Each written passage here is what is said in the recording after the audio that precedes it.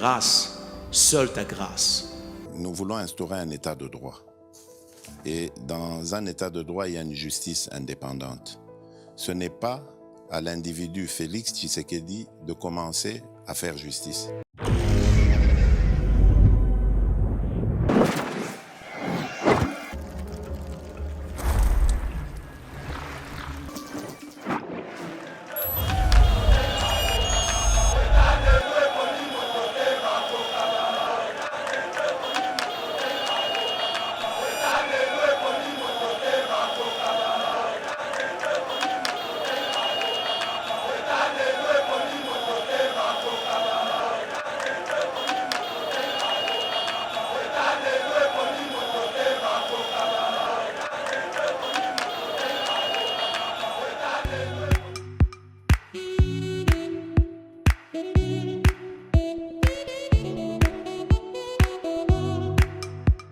Docteur, Papa Tito souffre de l'hypertension artérielle, le diabète de type 2 et la prostate. D'après nos recherches, le complément alimentaire BioHerbs Cacao est la solution pour Papa Tito. BioHerbs Cacao est un cacao en poudre de première qualité, possédant des propriétés aphrodisiaques, naturelles et puissantes. Elle n'est comprend d'aucun colorant ou arôme artificiel. Profitez avec le meilleur cacao, savourez avec de l'eau, chaud ou avec du lait. Retrouvez dans ce cacao vos performances physiques. Soignez la prostate sans médicaments ni opération. Je vous recommande ce complément alimentaire BioHerbs Cacao. Dégustez le meilleur goût du cacao avec BioHerbs Cacao.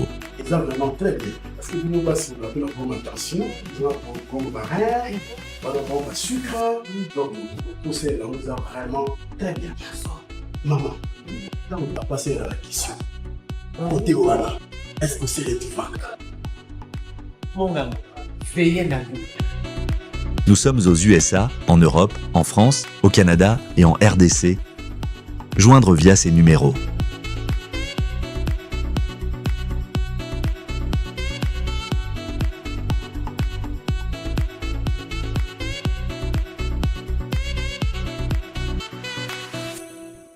BioHerbs Cacao. Pour devenir distributeur, écrivez-nous sur gmsociety1gmail.com ou en appelant sur ces numéros. Adresse Kinshasa, 17 rue de Marais, Kingombe, à côté de DGI. Mesdames et messieurs, bonjour. Et c'est Makasi Kokuta Nanabino Lisusu, mon colonel lundi 9 décembre 2024. Dans votre émission Éveil patriotique. Donc, on souhaite bien vraiment une excellente semaine bénie, une semaine productive et que Dieu vraiment soit avec vous. Naza Lelo na abécholé, na yé toko décortiquer vraiment actualité. Nous allons parler de plusieurs sujets, notamment la récente sortie médiatique de Martin Fayulu sur la question de la Constitution. Lobi Makambouni, nous avons mon émission à l'élo. Les FARDC récupèrent plusieurs localités à l'est de la République démocratique du Congo.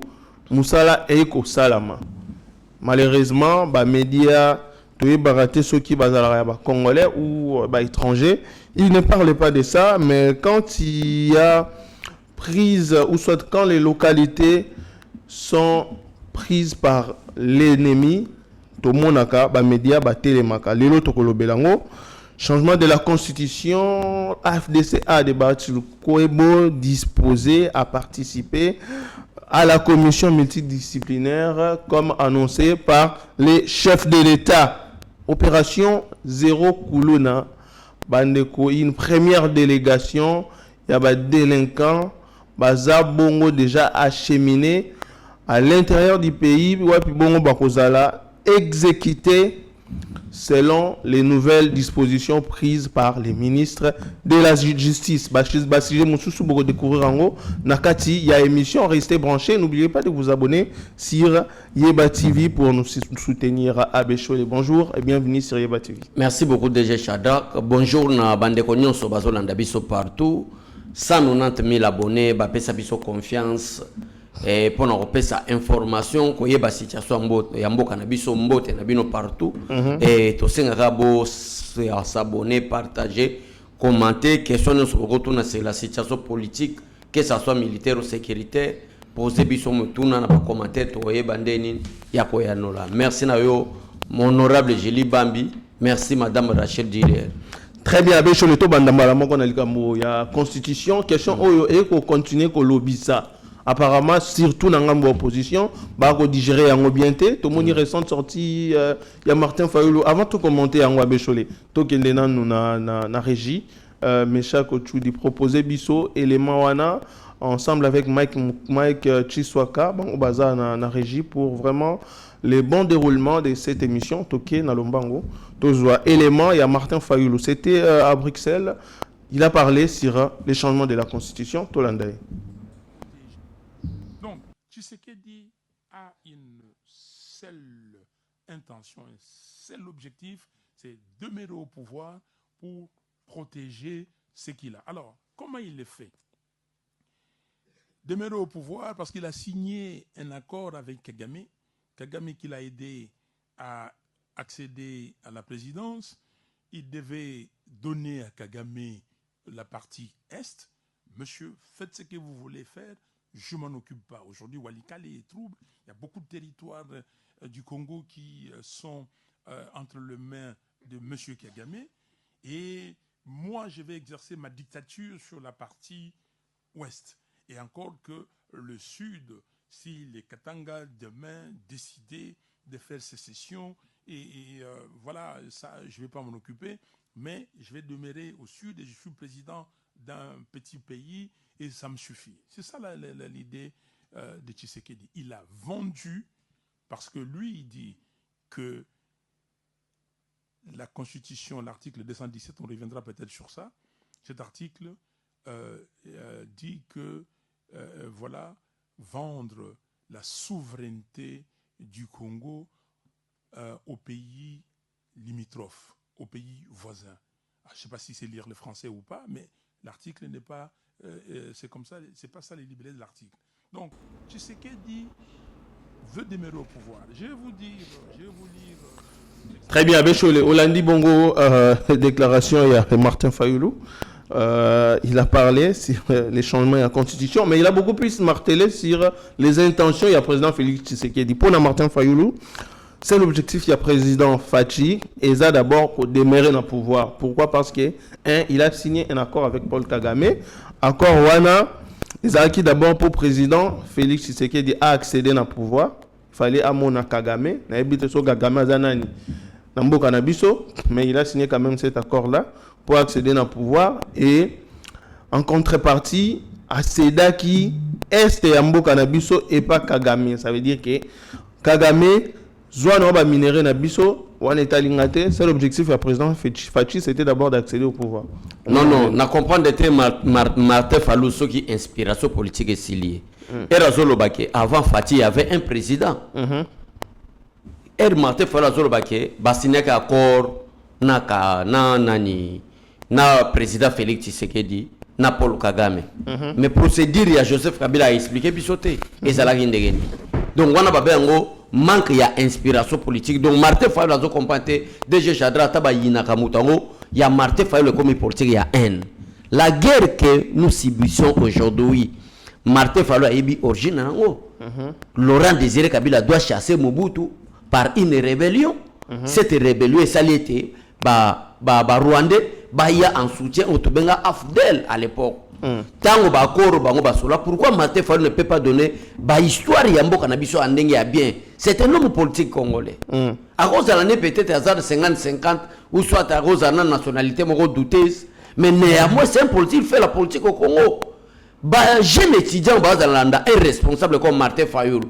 Azo beta histoire Yambo Kandenga Mabe Paul Kagame. Mais Batamaïle va poser qu'est-ce que Kagame a à voir na kotia mokonzi mboka? Parce que Afudel Baïna Laurent Désiré Kabila. Guerre Bissotolo M23 aujourd'hui, on l'appelle le M23. Mais le M23 là, à l'époque dans nos ancêtres, c'était Afudel. Baye va soutenir Mouzé toujours avec l'intention de balkaniser la République. Est-ce que Tshisekedi était au pouvoir? Est-ce que l'UDPS était au pouvoir? D'ailleurs, DG Chadrak Bandeko Bako Landabiso, Papa Etienne Tshisekedi a ça la communiqué. Yeboko a lobby clair na Mouzé Laurent Désiré Kabila. ya kofuta facture ya ba Rwandais o bayaki ko aider pour na Mobutu po batika biso na kimia. Mais Moussa yoka kite. Tant Moussa yo kite abengani ba Rwandais ba komi na passé acide qui à Nord Kivu. Ba kiti na Goma. Ba ko créer rébellion le botama M23.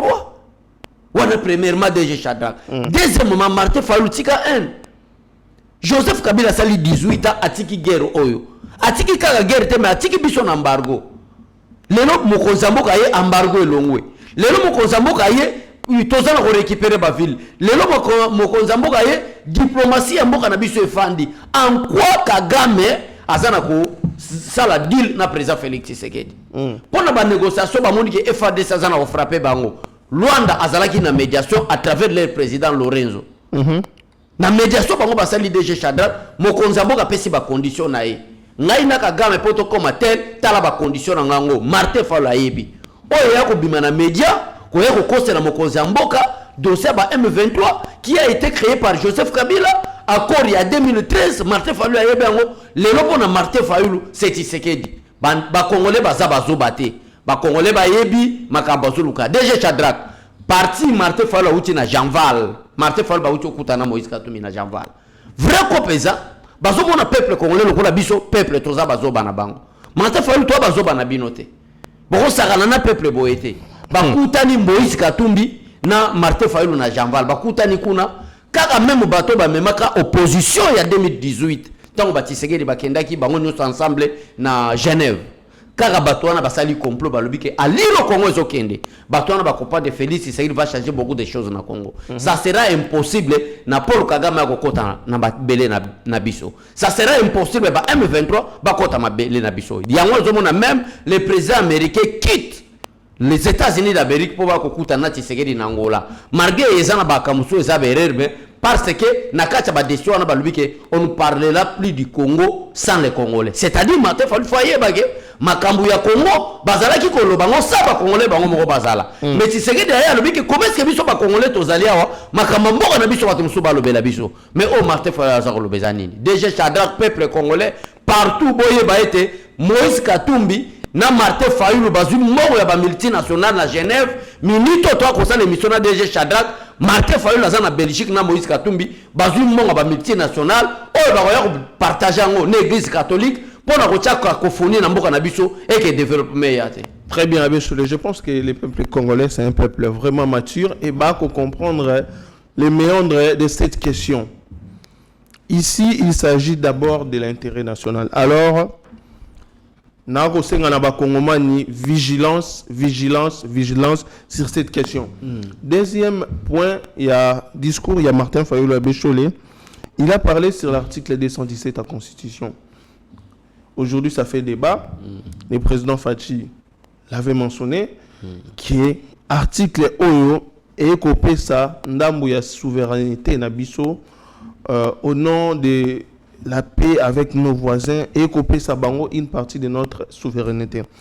Alors pour Martin Fayulu Alobi, Eza Lokuta, cet article est très mal interprété par le président de la République et Eza Nangokaka une façon il y a qu'à s'appuyer sur la Constitution, il y a pour modifier ou changer la Constitution à Bécholomon.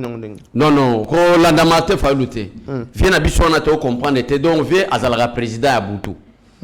Martin Fayulu a président à Boutou. Donc il rêve qu'on mette un tapis rouge, il rêve qu'on soit bonheur militaire, il se croit déjà président de la République. Local a illusion. Azako lota ango na ndoto réalité nango il faut na moi Martin Fayulu banda bilobela papa mukolo boya son âge azolo ba makambo lokuta tala âge Martin Fayulu azanango na atema âge Martin Fayulu aza mukolo ya président Félix Tshisekedi nazo comprendre te biso ba Afrique toza soki tozokola nde buzo bezo koma suma kasi to ezalaka nini ezali lokuta.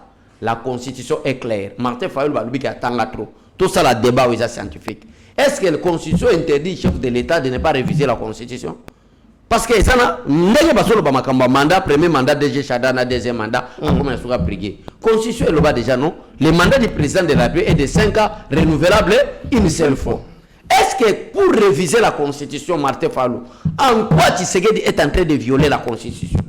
Parce que cette même Constitution, et puis si mon Konzambo kan ndingisa ya ko réviser, soit ya ko changer.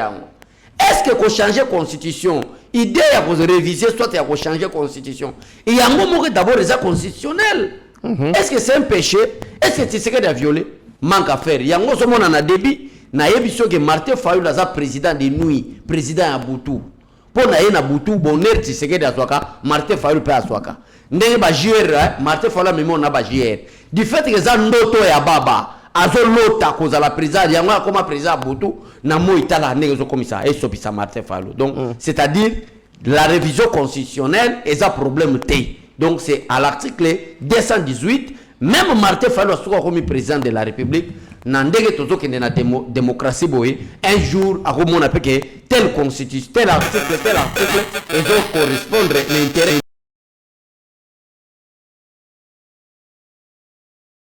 o azoko loba article 217 ça le kuta to lingi to verrouiller yango bolanda Martin Fayulu. Très bien, to me kako analyser d'abord ce que dit le président Martin Fayulu et la réalité sur terrain.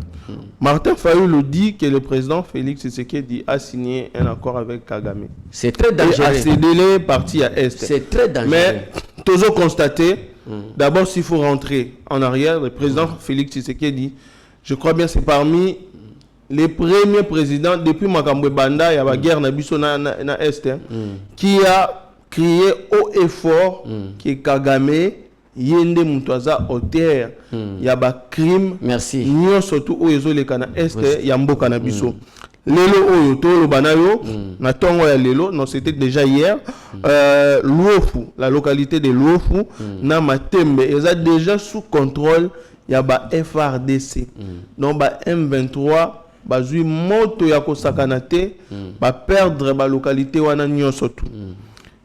Qu'est-ce qui explique cette contradiction à Béchol? Non Martin Fayulu bandoki ya Congo bangwana ba Martin Fayulu non bandoki ya Congo ba Martin Fayulu bato baso sala ete bato basana complicité na ba multinationale Martin Fayulu azana ko participer na ba messe de noir commerce ba ko assassiner Tshisekedi bato balingi Congo ebongate bangwana officiellement DG Shadrack Lobé en clair officiellement peuple congolais et ça là qui que Rwanda ça ko agresser biso c'est diplomatie à Tshisekedi place na biso à un moment donné il faut accepter makamuninga zo sala et que longola opposanté la guerre a fait que M23 nous étions à l'opposition avec Martin Fayulu makambo e rozwa mboka na biso c'est avec Martin Fayulu à l'opposition.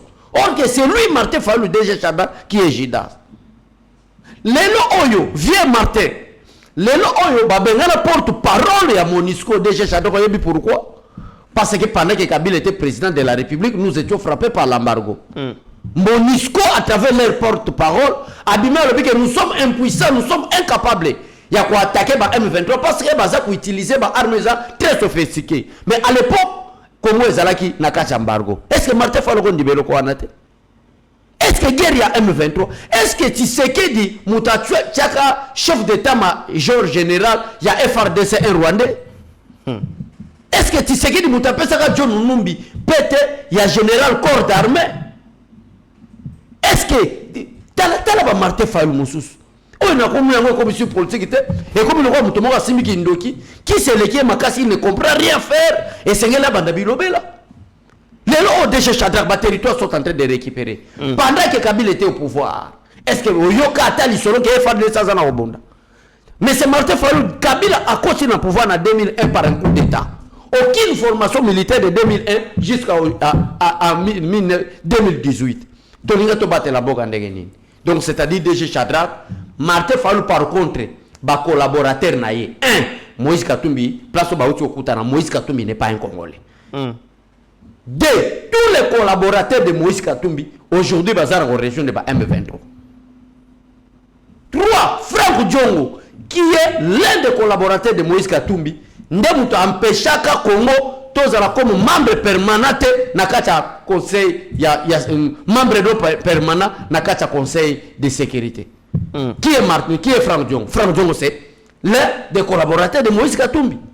Aujourd'hui, bato ba ko tondisa afse ya konne nanga. Et ça va membre à PPRD. Tout le monde ba Jean-Jacques Mamba. Tout le monde ba kangaka Arimaji. Je sais que c'est Paul Kagame qui est derrière Batouana au Tangi.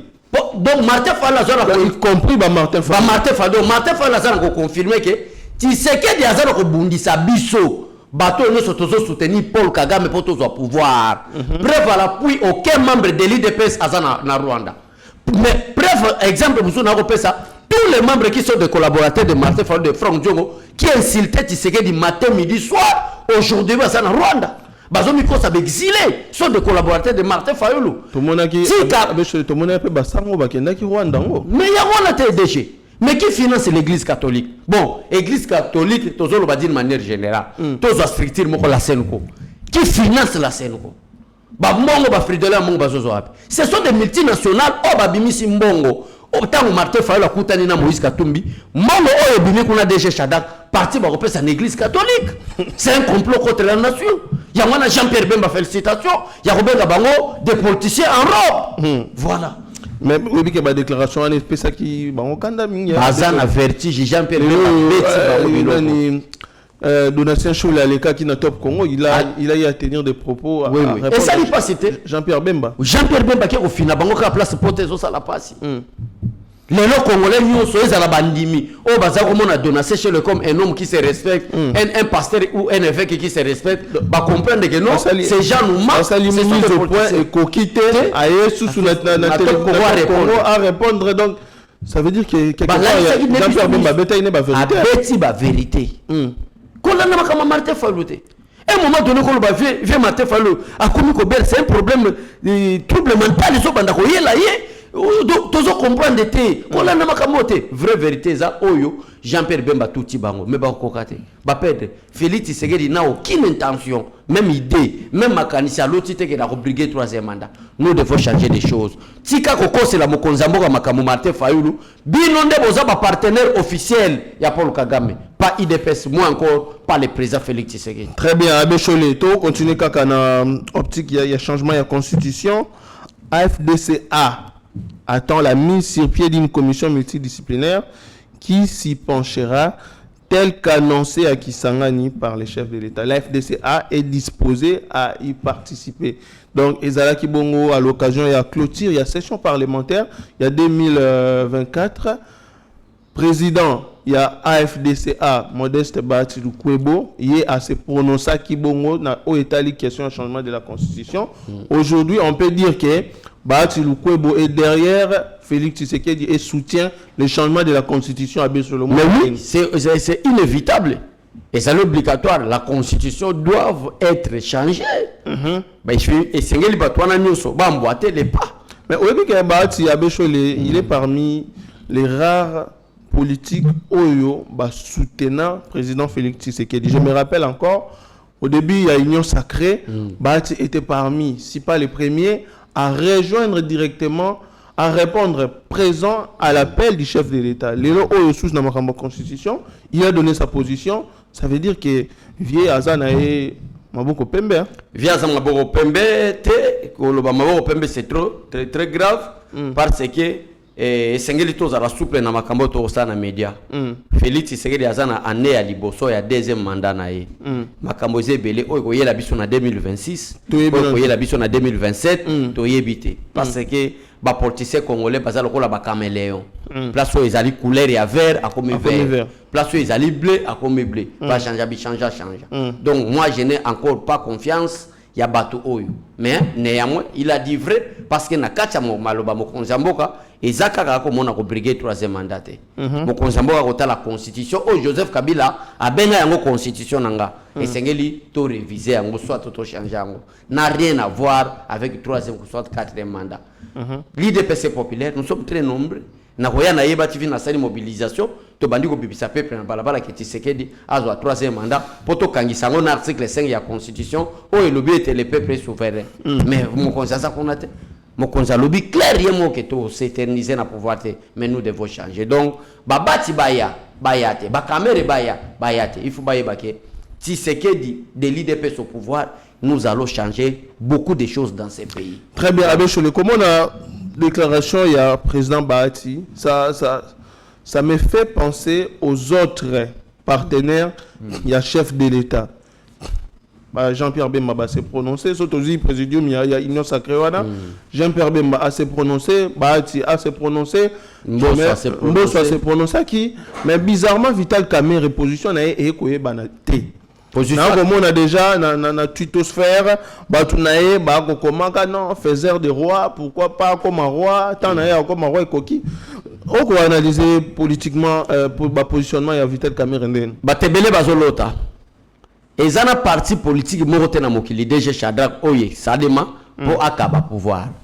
Parti politique, nous sommes à la INC, il y a Vital Kamerhe, et à la MLC, il y a Jean-Pierre Bemba, Bazawana Pona Kubunda, Bazo pouvoir. Après qu'on soit pouvoir, il faut conserver le pouvoir. La lutte de l'IDPS de 32 ans et qu'on pousse Bissote que tout ça là 10 ans, 15 ans à pouvoir. Mais tu rejoins par la force, tu rejoins dans la démocratie par l'organisation des élections démocratiques. Et ça, on ne va pas bon terrain, on ne va se préparer. Donc Kamerhe se croit déjà candidat d'Ofeya Tshisekedi. Kamerhe se croit déjà représentant à l'Union Sacrée ou à cause de la candidat. Mais Kamerhe est en train de rêver. Azopé Samon a un communicateur d'une manière discrète pour pas attaquer le chef de l'État, non faisait des rois. Kamerhe ça là déjà nani roi. Kamerhe elle va faisait des rois. Asala nani roi. Parce que Kamerhe en 1997 Moussa Botoli Mobutu pouvoir par rébellion. Kamerhe faisait des rois. Ne mutazako futa ba militaire wana po ba bengana Mobutu. En 2001, Kabila a eu pouvoir par un coup d'État. Kamerhe Moutakenda ko boma musée pour que alobake Joseph Kabila comme président soit na réunion au bakotaki pour na kobimisa Joseph Kabila président après la mort de musée Kamerhe ne mutazaki chef alobi Kabila zo faisait des rois ya nini. Donc eza lokuta Kamerhe ne mutazo pesa bato na bango Kamerhe aboti ko ndima jamais constitution za la changer. Mais ils ont eu occasion, peuple congolais, nous sommes alignés derrière les chefs de l'État, carrière politique n'est pas ici là. Très bien, Abbé Cholé, question de la Constitution, Tozo Landelango vraiment à la loupe. Bandeko, vous allez toujours branché sur Yeba TV, beaucoup de informations. Toko Tassije Moussou, Abbé Cholé, opération Zéro Kuluna, ministre de la Justice, et là qui m'a lobby, à Tinda qui bon au premier groupe, il y a Kuluna, au Bakozala. Exécuté dans l'intérieur il y a mboka na bisoto qui est dans un reportage tous élément wana mais chaque autre dit proposer biso élément ya bakuluna premier lot je crois ils étaient au nombre de 24 oyo ba kangami ba juger bango ba condamner bango à mort pe bango wana bazo kende ko exécuter bango to kende na lombango na régie bongo tozonga en même temps tozo humaniser ba prison en même temps pour faire exécuter peine de mort. Donc désormais, Bakangio Rosala Lisusu Nabolo Kote. Pour faire exécuter peine de mort, Ndenge Boyebi et Zalaka par fusillade, topé par pendaison. Et qu'on servir na leçon, na bakuluna ba bandi nyos. Tolingi lisuko mona takuluna morote na ville à Kinshasa na ba ville nyoso ya mboka. Voilà message oyo na linga kina pesa bino bo sambela déjà. Bo senga déjà pardon na Nzambe na bato bo salaka mabe. Merci. Oh 24 personnes. 24 hein? 24. Oh, il faudrait photo 24. Ah 24.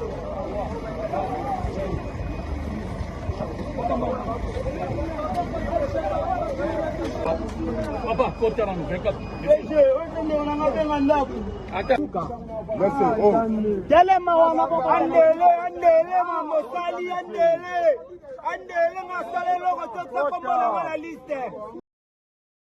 Merci. Oh 24 personnes. 24 hein? 24. Oh, il faudrait photo 24. Ah 24.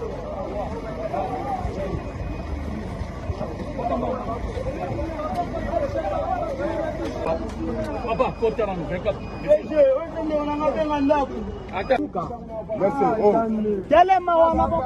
Très bien. Abbé Cholé, tout lundi dans le reportage, ministre de la Justice, il est à l'Obaki Yango avec un ton assez élevé. qu'il faut éradiquer le phénomène Yabakuluna la ville province de Kinshasa et la Mboka na biso République démocratique du Congo. Lelo, un premier groupe de 24 personnes, bon exécuté. Au moins on est. Merci, félicitations DG Shadrack. Bana wana basali mabe trop. Soki na bina banda ko numérer na makambo bano basala esala batu somo. Na pont oyo ya échangeur na se babimisa mama ya batu. Seria Kabila babimise mwana na libungu na machette. Chwa basina. D'abord il faut na zunga na opposant pour na yebisa bango ke à Kinshasa ou en République démocratique du Congo to tika na un phénomène kuluna te. Pepper dende mutamemela biso machette na mboko oyo. Yo ka déjà marfait fala lo bango. À cause de la démocratie, il y a Tshisekedi de l'Elobato Bakomaroya. Félicitations, tout ça, la mission, na DG Shadrack Tolobi clair, Bobat la bana dabino, Kikuluna, Ezanati Nate, Lelo Bango, na bazo kende ko exécuter Bango. Maman, papa, aux Hollandais, biso na Yeba TV, Boye Bamalamuke, même ma commune ensemble, que chaque chose a son temps. Ezanatan, Batigela Gibino, liberté, Tozako, le droit de l'homme, président Ebele Bazako Banga, mais cette fois-ci, et Seigneur, droit ya Congo ezala respecté bana wana ndenge bazokende ko exécuter bango. Voilà l'homme qu'il faut à la place qu'il faut. Constant Mutamba ba ministre de la justice baleka, mais cette fois-ci depuis que Congo est Congo, voici le ministre de la justice vraiment. Constant Mutamba vraiment monsieur qui a décision oyo eza alerte pour na ba o batikali yo moto tikali keba peut-être exécuter bango peut-être bazo kende ko boma bango parce que mamusu bako kangena nzete ba beti masasi mamusu par pendaison bana obo moni me chaka talisi bino wana o ba bengi bakuluna o ba boma ka batu o ba sala batu mabe batikela bango so bomi bango au droit de l'homme. Cette fois-ci nous avons un bon ministre, peut-être monde dit déjà sur ba kende ko exécuter bango bamusu bako kanga bango atana se va finir à kufi ake bamusu par masasi parce que basali mabe belé. Voici l'homme qu'il faut à la place qu'il faut. Yo mama oyo so bomba bana no ya bakuluna na ndaku. Moi si olia kambonga kuluna mbali na wa yaka webi kaza kuluna. Aboto ba batu biloko na nzela abeta ka batu ba machette. Yango ya ko dénoncer ka bo batela ba vie na bango. Poso yeba kangi bango na infraction. Awa maramba pardon exactement ministre de la justice et justice et pardon écoute on a état généraux à justice proposé par Constant Mutamba. Le col a phénomène courant les phénomènes mort le col a M23 parce que courant na M23 tout le monde a différence et basande mo siko na état généraux de la ya justice Constant Mutamba préparé qui yo au moins ça kuluna ba yibi ke mobile na za kuluna peine na bino pezoya ya bino ate ko sala exécution te me rôle gana ata mo 5 ans na boloko ndenge nino yebi ke likango no azaki kuluna ne travaille pas mais yo zakola taba super nzo kanda soke bomela batu beta na mo 5 ans na yo en attendant to ko boma o mobile na yo pareil même o azana ndaka ba parents yo yebi ke mo no azakuluna na quartier ba yebi ke mo na kuluna il n'est pas trop tard ba dénoncer déjà ce qui te jour ba kozwa bango ndenge bazui ba oyo ba yeko lukano na mama na papa comment est-ce que ozako bomba ba M23 na wapi na kachanda parce que les kuluna so de M23 ebi ke eloko ya ba peine de mort na exécution bato eza vrai lo quoi vrai là mo ni ba kuluna ne ba bando banga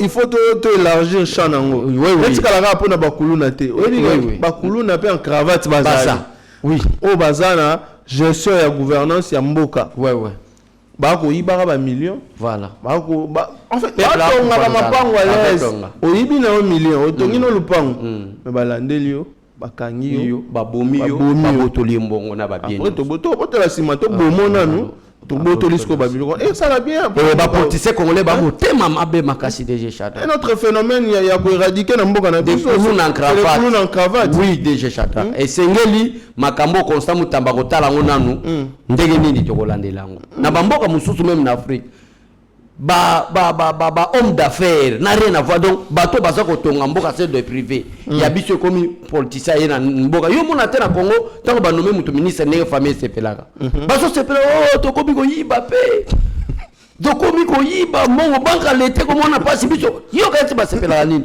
tonyo kami na nzala yaya ko ministre mbonga na biso yaya ko bosa telo pa na ma campagne tala ba mapa na jebe ndenge komi cher tala mapa na lingwa la ndenge komi parce que mutu era zo ya bia na tika na bakasa fubu na traverser na triomphal na koma balingwa la na koma babarumbu na koma ba jebe ba gombe ba ma campagne siko chaque fois bazo sala bongo ya wana kutunga na proposer na mokonza mboka DJ Shadrack ba nommé ministre faut pleurer parce que c'est une charge. Bah non mais il faut pleurer. Soit dans mon famille, bah nous ça va. Pour tout, tu comprends que ça c'est une famille médiocre. Bah mi yiba. Voilà, c'est clair. Très bien, Abécholé. Tous les sujets, ex-ministre à Finances, Abécholé, Nicolas Kazadi, prêtre, a défendre la justice comme témoin dans le dossier à fourrage. On a senti une pression médiatique. Diabolisation contre la personne de Nicolas Kazadi. Mais la justice et c'est prononcé qui déjà et on a lavé Nicolas Kazadi dans le dossier à forage. Lelo Oyo, il est devant la justice comme témoin, mais comme on a Batouba qu'on continue à attaquer, à salir l'image de Nicolas Kazadi.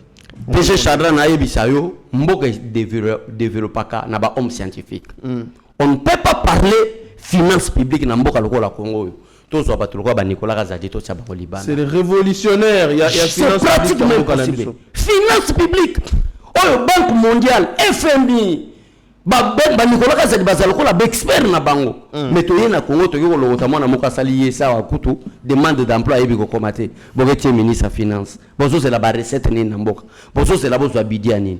C'est depuis que Congo et Congo blocage na blocage. C'est depuis que Congo et Congo DG Shadrack pour la toute première fois banda ba papa Kasamuti lelo toya ko zo bidia 16 milliards pendant que Nicolas Kazadi était ministre des finances. Donc to lobite que Nicolas Kazadi o tikala ka ministre finance ya kokufa. Mais baza batu mobo to ko sala pe conseil supérieur des finances. Batolokola Nicolas Kazadi bazakuna ndenge ni tokobate la misolo poto bongisa mboka oyo. Nicolas Kazadi est de retour, botika ba spéculation, justice et la veille. Nicolas Kazadi n'est ni de loin ni de près na makamba détourna. Cette fois-ci, azoya kutu lokola témoin comme renseignant.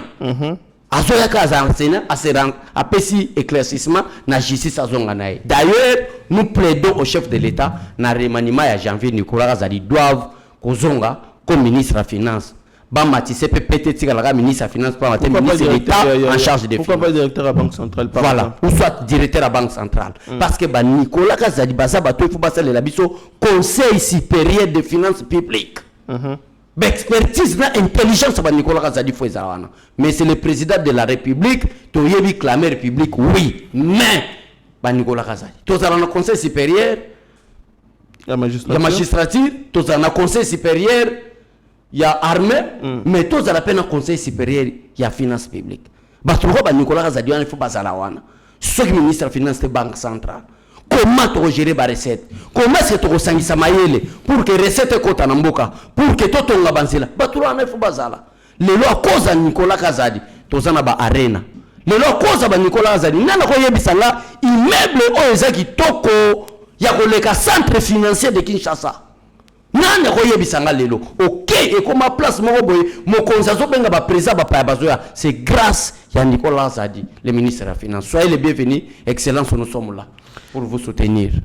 Très bien, je pense que ba Congolais va comprendre qui est Nicolas Kazadi et c'est un expert affaire oyo azanae coupabilité ni de près ni de loin. Donc Nicolas Kazadi azanae maboko pembe Abécholé to qui est vraiment malembe na suka ya émission mais to fongola na rubrique oyo réalisation ya chef de l'État na Mbushimai na moni ba image sous le leadership ya DG Bertin Mwakadi ya FPI hôpital de la Mouya, hôpital général de référence de la Mouya aujourd'hui métamorphosé grâce au financement, il y a FPI.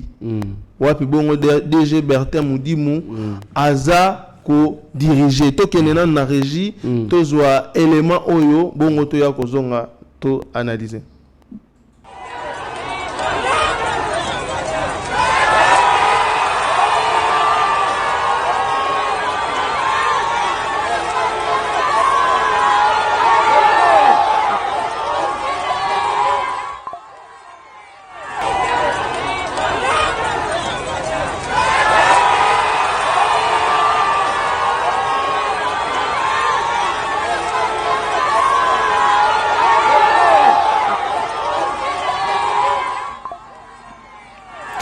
Très bien, Abécholé, au Moni, image, dans Mbujimai, ils sont dotés d'un hôpital moderne avec plus de 200 lits et des normes internationaux.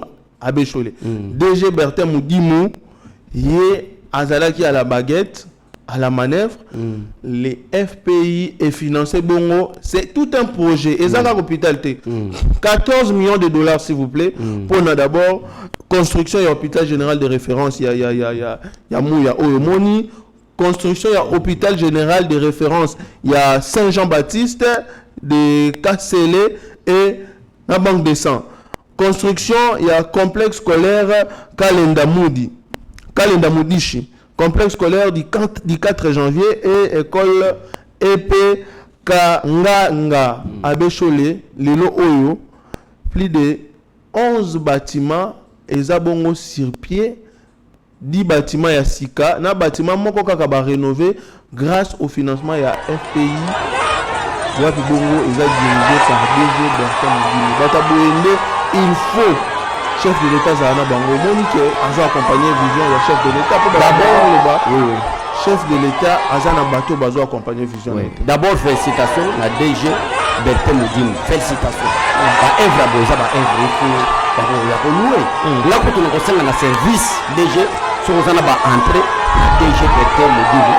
A refinancer a refinancer Yeba TV to comme na Mbujimai ba réalisation oyo tout ça la les gars inaperçu parce qu'il y a tant de gens qui parlent bazo baté que ça pena bateau malgré ba collaborateur chef de l'été belé mi bibi skuro mais chef pe azana ba collaborateur mususu ba travailler le ko la ba DG Bertin Moudimou finance publique oyo nani FPU ezaki na bato musu bako bimisa mbongo pona ba intérêt ba famille na bango mais avec Bertin Moudimou tala makambo zo salima yango na so ozana ba entraîner nae oyebise ke abesho la sengi ne fils que transport caméraman DG Chadra na moi quelques communicateurs to komi pour que ba réalisation documentaire tout ça la documentaire ba réalisation oyo et les cas inapercité pourquoi DG Chadra bato bazana Mbujima ba landa biso ba ba commentaire Mbujima ezaki ville moko inhabité mutao fanda so on a beau mona ba image voilà ezaki mboka moko inhabité bato bakwa ko linga ngo souté et sengeli ko tika Mbujima donc ko vivre souté mais avec ba réalisation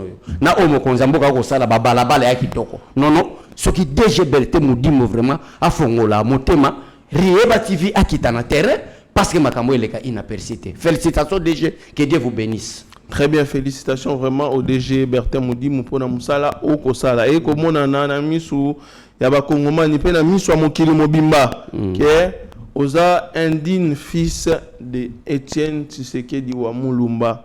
Oui, non pas pour tes intérêts personnels mais au servir intérêt Yambo Cannabis République démocratique du Congo et ce sont des valeurs qu'il faut prôner, ce sont des personnes qu'il faut soutenir na ngonga lelo tozana bango susu ebelete abesho lembo cannabis et ko souffrir pour na bato ba ko ya pona ko détourner avenir à ba congolais ko détourner mbongo ya ba congolais pour na ko tia na mabenga na bango lelo oyo kozana bato ko ba Bertin Moudimou. Ça va. Tout le monde a monté ce projet à 2 millions, 3 millions à détourner. Mais 14 millions FPI financés sans problème. Les lots, Yangoana économique au Bota, bah fruit. Très bien. Abécho les Tozo, qui est vraiment Nasuka. Un dernier point. Oui, et dérangeant qui, Ngamoko personnellement, et dérangeant qui.